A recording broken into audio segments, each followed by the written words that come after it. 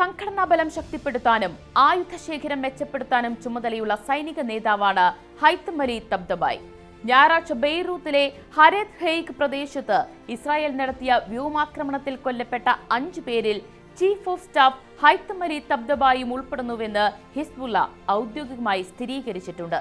ഹിസ്ബുള്ളയുടെ ശക്തി കേന്ദ്രമായ ഹരേത് ഹെയ്ക്കിലെ 9 നില കെട്ടിടത്തിന്റെ 3ാമത്തെയും 4ാമത്തെയും നിലകളിലാണ് ആക്രമണമുണ്ടായത്. 3 മിസൈലുകളാണ് പ്രയോഗിച്ചത്. സമീപത്തുള്ള വാഹനങ്ങൾക്കും കെട്ടിടങ്ങൾക്കും കനത്ത നാശനഷ്ടം സംഭവിച്ചതായി ലബനാന്റെ ദേശീയ വാർത്താ ഏജൻസി റിപ്പോർട്ട് ചെയ്തു. രക്ഷാപ്രവർത്തകർ തകർന്ന അപ്പാർട്ട്മെന്റുകൾ പരിശോധിക്കുന്നതിനിടെയാണ് തബ്തബായി കൊല്ലപ്പെട്ട വിവരം അറിയുന്നതെന്നും റിപ്പോർട്ടിലുണ്ട്. ഏതാനും നാളുകൾക്ക് മുൻപും ഇദ്ദേഹത്തെ ലക്ഷ്യമിട്ട് ബെയ്റൂത്തിന്റെ ഹൃദയഭാഗത്ത് ഇസ്രായേൽ ആക്രമണങ്ങൾ നടത്തിയിരുന്നു. അന്ന് രക്ഷപ്പെട്ടെങ്കിലും ഇത്തവണ ഇസ്രായേലിന്റെ ആക്രമണം തടയാനായില്ല. ഹൈത്തം അലി തബ്തബായി 1968 ബെയ്റൂത്തിലാണ് ജനിച്ചത്. ഹിസ്ബുള്ളയുടെ 2ാം തലമുറ നേതാവായി അറിയപ്പെടുന്ന അദ്ദേഹം 1980കളിൽ ഹിസ്ബുള്ളയുടെ രൂപീകരണത്തിന് തൊട്ടു പിന്നാലെ ഗ്രൂപ്പിൽ ചേർന്നയാളാണ്. 12 വയസ്സുള്ളപ്പോഴാണ് ഇദ്ദേഹം ഹിസ്ബുള്ളയിൽ ചേർന്നതെന്നും റിപ്പോർട്ടുകളുണ്ട്.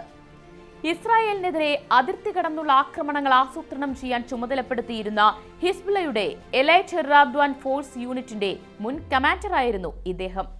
സിറിയയിലെ ബഷർ അൽ അസദിന്റെ കാലത്ത് യുദ്ധത്തിൽ ഹിസ്ബുള്ളയുടെ പ്രത്യേക യൂണിറ്റുകളെ നയിച്ച അദ്ദേഹം യമനിലെ ഹൂത്തികളെ പരിശീലിപ്പിച്ചതായും സംശയങ്ങളുണ്ട്.